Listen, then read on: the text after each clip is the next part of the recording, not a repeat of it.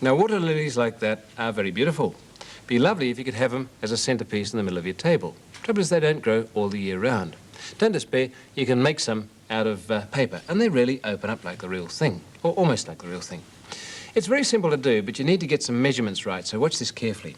First of all, with a pair of compasses, put the point on naught of a ruler and the point of the pencil on a 6 centimetre mark. That gives you a radius of 6 centimetres. And onto a piece of paper, just ordinary paper, coloured if you can, draw a circle of 6 centimetres radius. Now, here's why I'm suggesting those measurements, because the next one is exactly half that distance, a radius of 3 centimetres. And we draw that on as well. There we go, round like that. And right between those two, between the 3 and the 6, you'd want a radius of 4.5 centimetres. Now, you can do this at any size, but those sizes are good. Just remember, whatever you do, make the innermost circle half the outermost and the third circle in between the two, and you'll get something like that. Well, to make it a bit easier to follow, I've done one there and cut it out. And that's what it looks like in the cut-out stage. And work with the pencil points downwards, or the pencil lines downwards. What you do is to, at this stage, fold the thing in halves. You notice how those pencil lines are appearing on the outside. Fold it into quarters, like that. Make sure this part is very accurate. And fold it again into eighths. And all the time, those pencil lines will stay to the outside.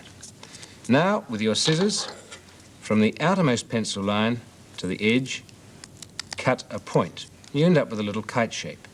And when you open that kite shape, you find that it's already taking on the form of a flower. There we are. Again, turn to where you can see the pencil lines, and along the folds, cut in from those notches to the innermost circle. Really quite straightforward, but I'll do this whole thing so that you can take in the various steps that I've done. Make sure these lines go in accurately. If you go too far, it's not going to fold in the next step. There we go, 7 and 8. And at that stage, put it flat, pencil lines up, and fold each petal. And you notice that because that innermost circle is half the distance to the outermost, those petal points will come right to the centre of the flower. And you fold each one. And you'll notice that if the point comes to the centre of the flower on each one, the petals will overlap very neatly indeed, as they're doing there. Well, that'll go all the way around, each petal overlapping the next, until you get to the final one. Then you have to do something a little bit tricky. There's the 7th petal folding in, and the 8th would normally lie on top of it, but then the whole thing would come undone. So we take the 8th one and fold its last edge underneath the edge of the first petal that went down, and that locks the thing into position. And there's our folded lily. And if you use different colours, you can make all sorts of them. What happens is this. As it hits the water soaks into the wood fibres that are in the paper. And as it soaks in, they swell. That makes the hinge open, and the lily opens. Just remember, they take about 5 minutes to open, so drop them in one by one.